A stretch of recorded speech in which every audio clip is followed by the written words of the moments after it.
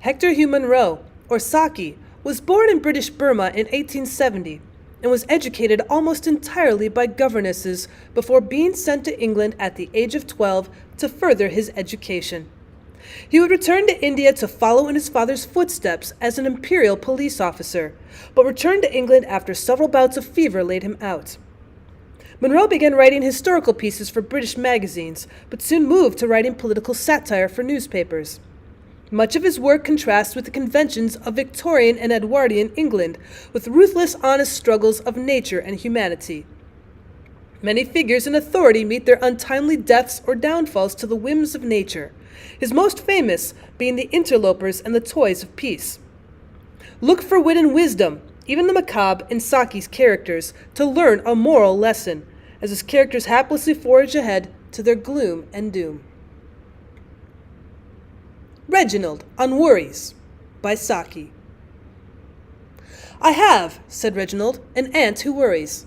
She's not really an aunt, a sort of amateur one, and they aren't really worries. She is a social success and has no domestic tragedies worth speaking of. So she adopts any decorative sorrows that are going, myself included. In that way, she's the antithesis, or whatever you call it, to those sweet, uncomplaining women one knows who've seen trouble and worn blinkers ever since. Of course, one just loves them for it, but I must confess they make me uncomfy. They remind me of one a duck that goes flapping about with forced cheerfulness long after its head's been cut off. Ducks have no repose. Now my aunt has a shade of hair that suits her, and a cook who quarrels with the other servants, which is always a hopeful sign, and a conscience that's absentee for about 11 months of the year and only turns up at Lent to annoy her husband's people, who are considerably lower than the angels, so to speak. With all these natural advantages, she says her particular tint of bronze is a natural advantage, and there can be no two opinions as to the advantage. Of course, she has to send out for her afflictions, like those restaurants where they haven't got a license. The system has this advantage that you can fit your unhappinesses in with your other engagements, whereas real worries have a way of arriving at meal times, and when you're dressing or other solemn moments. I knew a canary once that had been trying for months and years to hatch out a family, and everyone looked upon it as a blameless infatuation, like the sale of Delagoa Bay, which would be an annual loss to the press agencies if it ever came to pass. And one day, the bird really did bring it off, in the middle of family prayers.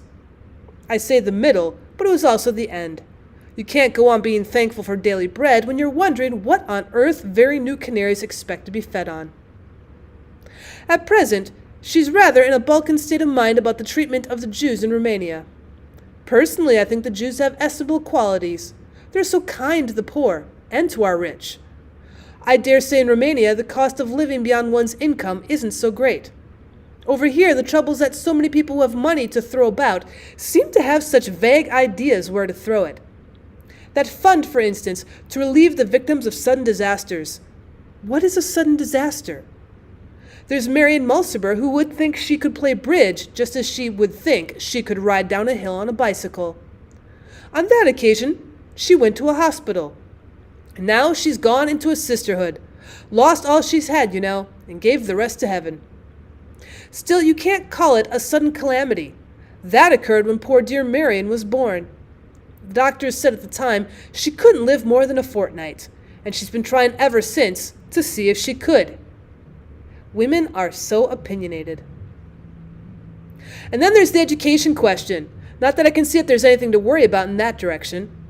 To my mind, education is an absurdly overrated affair. At least one never took it very seriously at school, where everything was done to bring it prominently under one's notice. Anything that's worth knowing one practically teaches oneself, and the rest obtrudes itself sooner or later. The reason one's elders know so comparatively little is because they have to unlearn so much that they acquired by way of education before they were born. Well, of course, I'm a believer in nature study.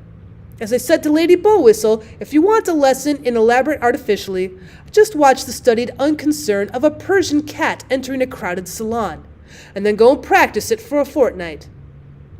The Bowwhistles weren't born in the purple, but they're getting there on the installment system. So much down, and the rest when you feel like it. They have kind hearts, and they never forget birthdays. I forget what he was. Something in the city, where patriotism comes from, and her frocks are built in Paris, but she wears them with a strong English accent. So public-spirited of her. I think she must have been very strictly brought up. She's so desperately anxious to do the wrong thing correctly. Not that it really matters nowadays, as I told her. I know some perfectly virtuous people who are received everywhere.